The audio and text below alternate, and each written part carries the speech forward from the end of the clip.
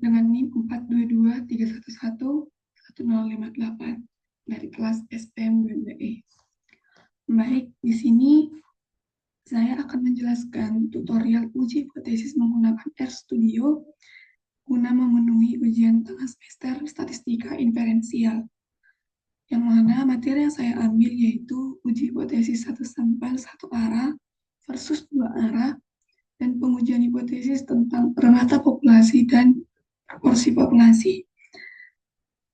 Baik, yang pertama yang akan saya jelaskan yaitu uji hipotesis satu arah versus dua arah. Yang mana di sini kita memiliki kasus seorang guru matematika di sebuah SMA di Samosir ingin menguji performa siswanya pada ulangan harian matematika.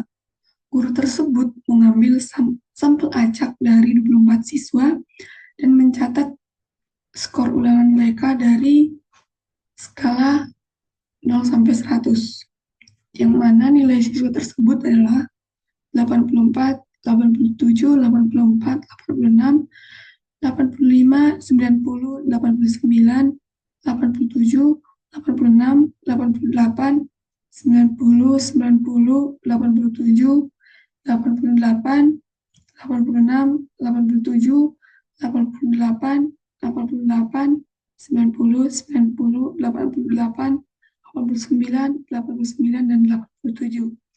Nah, di sini misalkan si guru tersebut mengklaim bahwa rata-rata nilai ulangan matematika siswanya adalah 85. Nah, maka kita akan mengujinya menggunakan uji hipotesis satu sampel satu arah versus yang dua arah.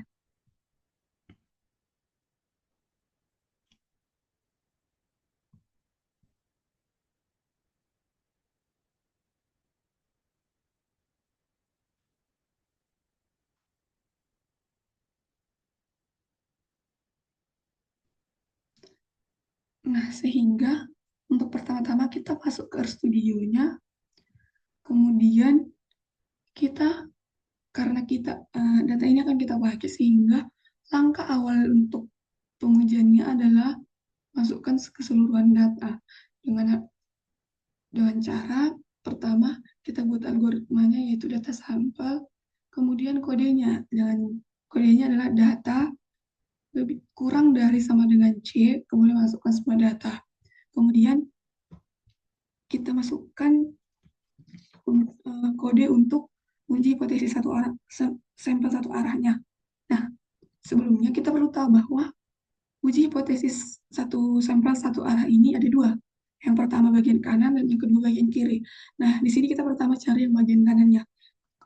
Tapi kita buat dulu algoritmanya yaitu uji hipotesis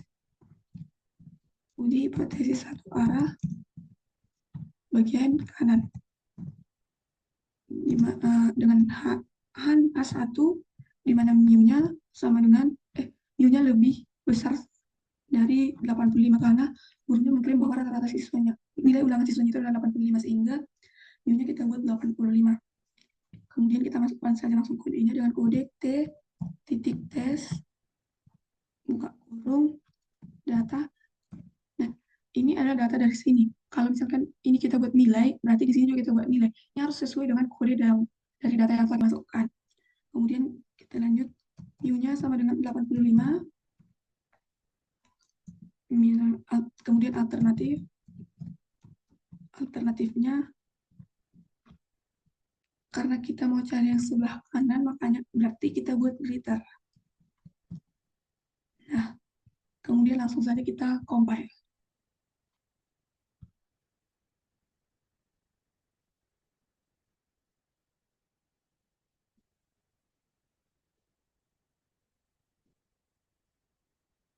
Kita tunggu sampai nanti hasil outputnya itu muncul di outernya.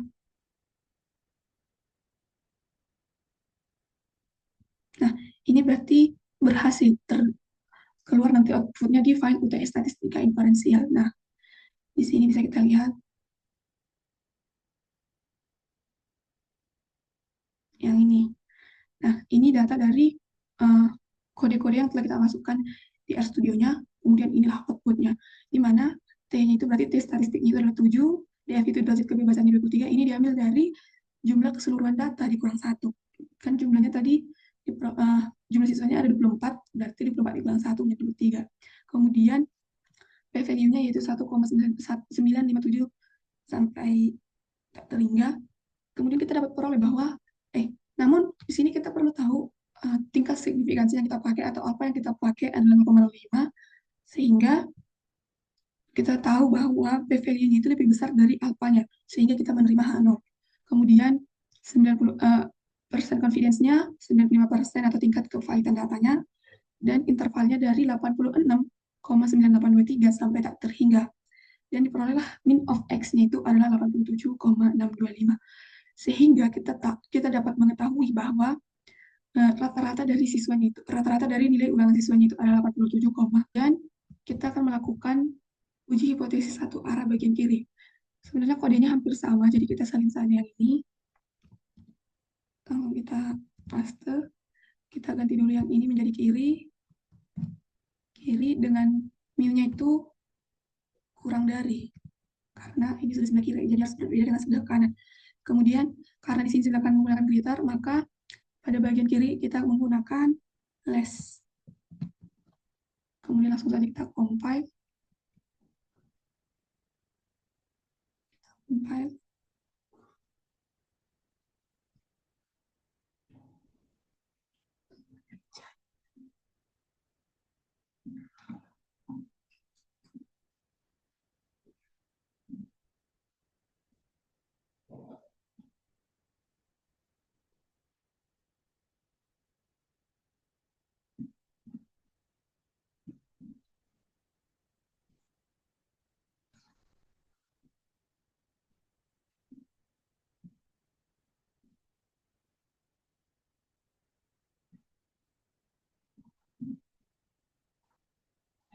Nah, setelah hasilnya keluar,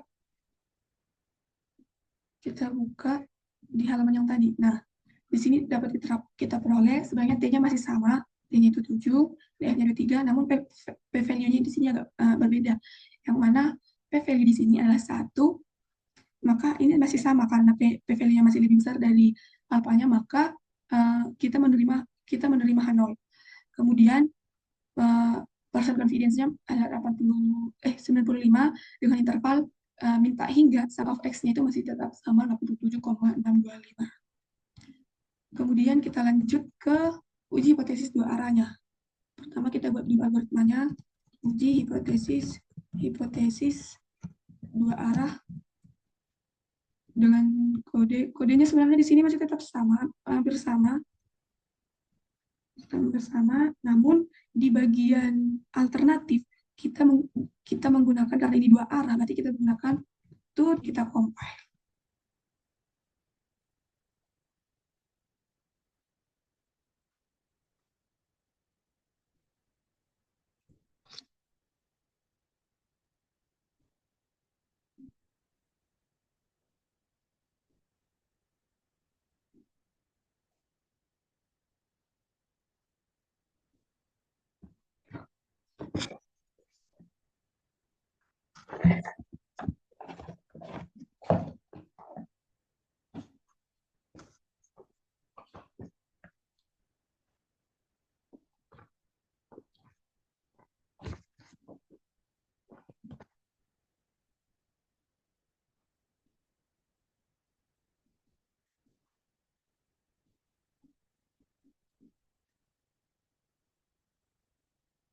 Nah, setelah kita compile, kita tunggu sampai outputnya nanti keluar. Kemudian yang sama dari output sebelumnya, itu kita peroleh bahwa tes statistiknya masih tetap sama 7, DF sama dengan 23, namun P-value-nya di sini meningkat menjadi 3,914 hingga tak terhingga. Di sini karena kita memperoleh P-value sama dengan 3,91 sekian, maka di sini karena kita menggunakan dua arah, berarti kita peroleh bahwa alpha tidak sama dengan P-value. Kemudian persen confidence-nya 95% dengan interval 86,8495 hingga ke 88,40075, itu masih tetap 87,625, sehingga H0 di mana mu-nya tidak sama dengan 85 karena ini menggunakan hipotesis dua arah. Untuk materi yang pertama, uji hipotesis satu arah versus dua arahnya sampai di sini. Kemudian kita lanjut ke materi uji hipotesis uji hipotesis rata populasi. Datanya masih tetap sama, kita tetap menggunakan yang ini. Namun pada kasus ini dikatakan kita minta ulangan siswa ini sama dengan rata-rata nasional, yang mana rata-rata nasional itu adalah sebesar 87. Maka kita masukkan saja kodenya 87 kan, berarti kok di sini kita pertama kita buat dulu algoritmanya uji sis. Oh, karena di sini kita akan menggunakan uji T, sehingga uji T dua arah karena ini merupakan harus di sini kita harus menggunakan yang dua arah. Uji T dua arah sama dengan 87 karena si gurunya ini mengklaim bahwa nilai rata-rata ulangan matematika nasional itu adalah 87.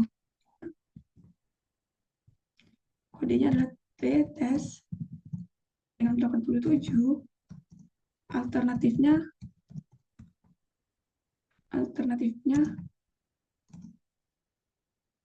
karena sini kita menggunakan dua arah, berarti kita pakai yang two sided. Kemudian langsung kita compile.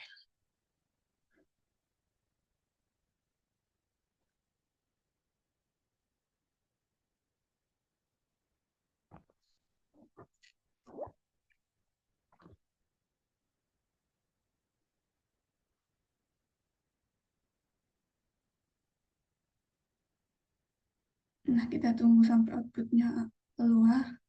Sebenarnya ini sudah keluar, mungkin terkena jaringan karena di sini sudah dikatakan outputnya berada pada file input statistik inferensial.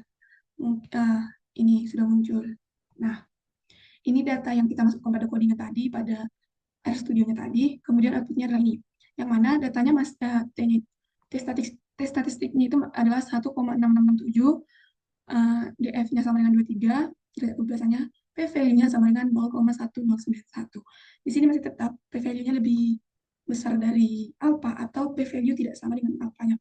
Alternatif hipotesisnya adalah persen confidence-nya adalah 92% dengan interval 86,842925 hingga ke 88,40075 dengan mean of X-nya adalah 87,625. Nah, sehingga dapat kita ambil kesimpulan bahwa klaim dari si guru bahwa mengatakan bahwa rata-rata nilai siswanya sama dengan rata-rata ulangan matematika siswa nasional. Sehingga kita dapat tahu bahwa sementara rata-rata dari sini itu adalah 87,625. Hanya berbeda dari desimalnya saja. Sekian untuk materi yang kedua, ujian. Kita masuk ke materi yang ketiga, yaitu uji data yang sama. Namun di sini, misalkan si guru tersebut ingin mengetahui apakah lebih dari 50% siswanya mendapat nilai di atas 88. Dari data yang dimiliki, kita hitung terlebih dahulu jumlah siswa yang mendapat nilai ulangan lebih besar dari 88. Dari 24 siswa, terdapat 8 siswa yang memperoleh nilai lebih besar dari 88. Nanti ini bisa kita cari sendiri dengan proporsi sampel X per N dikali 8. Untuk mencari populasinya kan adalah X per N dikali 100%.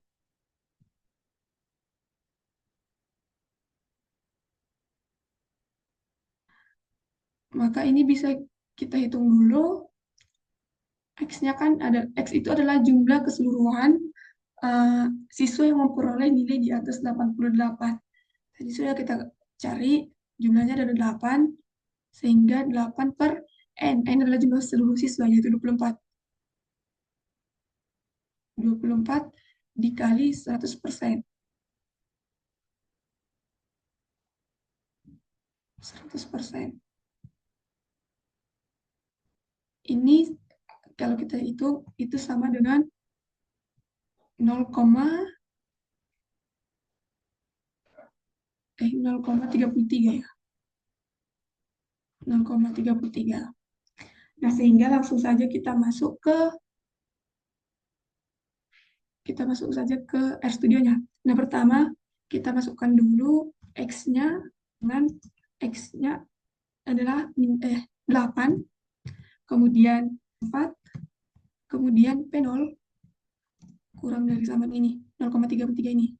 0, kita masukkan kode untuk mencari proporsinya. Dengan kodenya adalah prop titik tes, buka kurung X, N, P0 dengan alternatif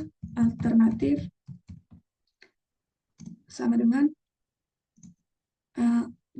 kita pakai yang dua arah, jadi two sided, koma, kemudian koreknya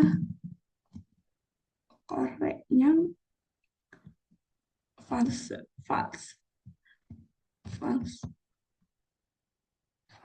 Kemudian langsung saja kita compile.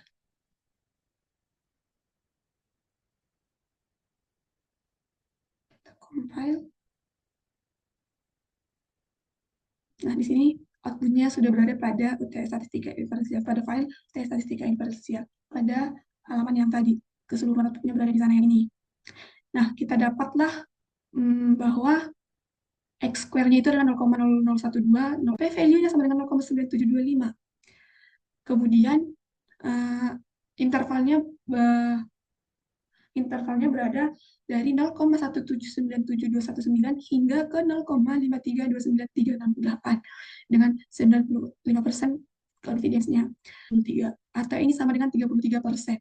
Sehingga dapat kita simpulkan bahwa hanya terdapat 0,33 siswa saja yang 0,33%, 30 atas dari 88. Sekian materi yang dapat saya sampaikan. Terima kasih.